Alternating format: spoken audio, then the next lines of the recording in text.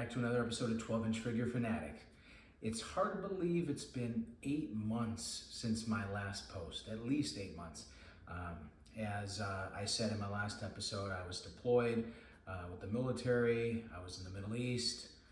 It wasn't that bad. I wasn't in any significant danger. But I'm glad for those of you who stuck it out, didn't unsubscribe, and you waited for my return. I appreciate the loyalty, and I will reward you handsomely. As it stands right now, I have 21 figures that I had shipped to my home while I was gone. So I'll be doing over the next few weeks several reviews, and I'll be releasing videos of those unboxing and reviews. Today, we're gonna resume my episodes with the Dude from Big Lebowski. This is the Sideshow version that recently came out, not to be confused with the 2015 version that was done very poorly. And at the end, I am going to do a side-by-side and comparison of the two, because I do have that version, and I've hated it the entire time I've had it. Almost as much as I've hated the Ace Ventura Pet Detective figure from way back that just had the most messed up head sculpt that I've ever seen. It was horrific. Luckily, I got that corrected with the newest version of the figure that was released. There's a video on that if you want to look back in the archives. Anyway, let's take a look at this figure.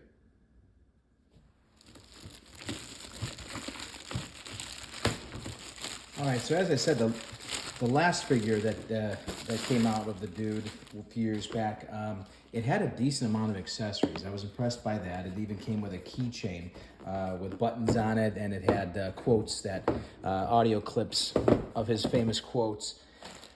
But the head sculpt and the body was just terrible. So we're gonna open this one up, and hopefully they have recovered nicely from past mistakes.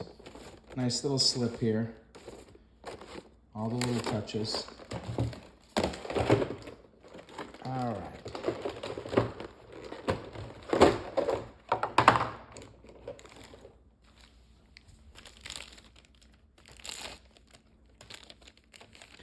First off, I'm impressed by the body type. So there's a sort of a cushion padding in here. So they try to be true to kind of his, he wasn't heavy, but he was slightly oversized in the midsection.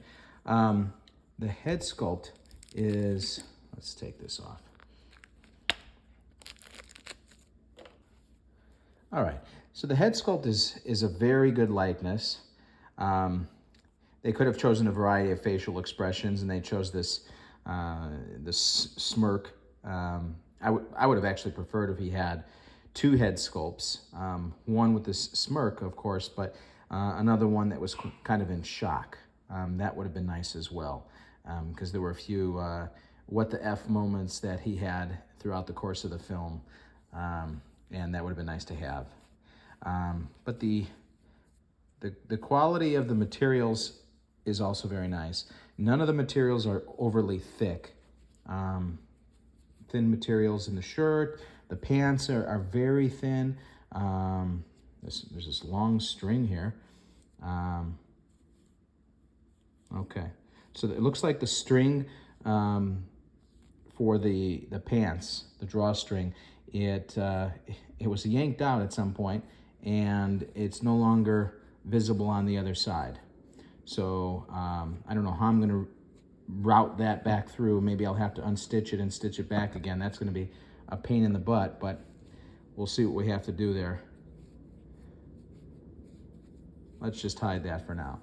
So the material on the sweater is actually very impressive, because it does look like a micro weave that you would see in a sweater of regular size. You could see in the pattern there, and then they even went through and did the sleeves and the collar and the trim on the bottom. Pants, pockets, work, impressive. Sandals, that's the sandals he wore. They're hideous, but so one thing you'll notice is this ankle. it's not seamless, but it is as close to the foot as possible, so you don't get any like exposed notch in there. We're going to see quite a difference in the other figure. One of the things I hated in the other figure. Good posability. I like the way they did the head sculpt because they didn't have any sort of exposed neckline. In other words, it wasn't a head sculpt with a neck that went into the body. The neck is part of the body, and it is fully posable. It's sort of bendable, rubbery around the neck area.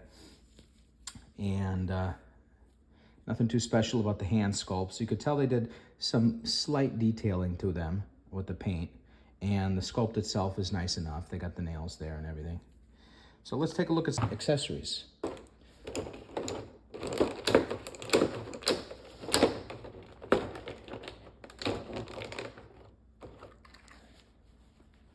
All right, we got the bowling ball.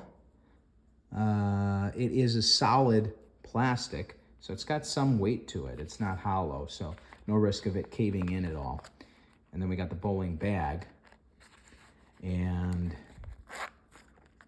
it does unzipper. So you could put the ball in. Can you close it with the ball? Yes, ever so gently. I'm not even gonna try that right now.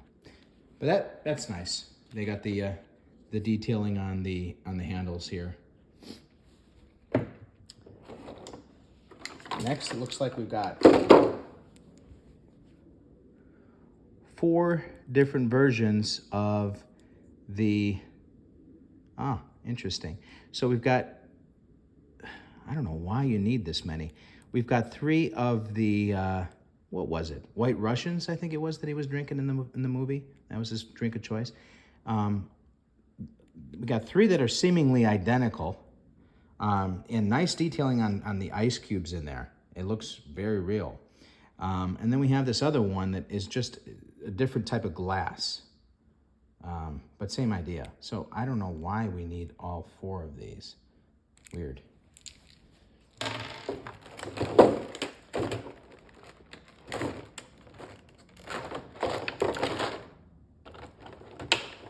All right, we've got the base. Now, it doesn't have a nameplate.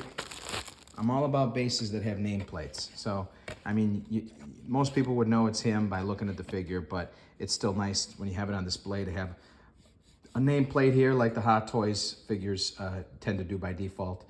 But the pattern, it looks like you have to maybe glue it on, or maybe there's a sticker backing. Let's see.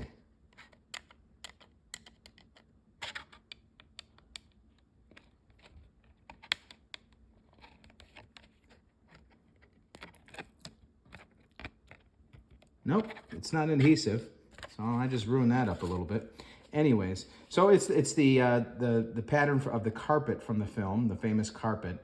Now the previous figure came with an actual carpet, which I don't know. It took up a lot of space, so you wouldn't necessarily display it with the figure. Maybe if you had it rolled up. So this is fine with me. I prefer this.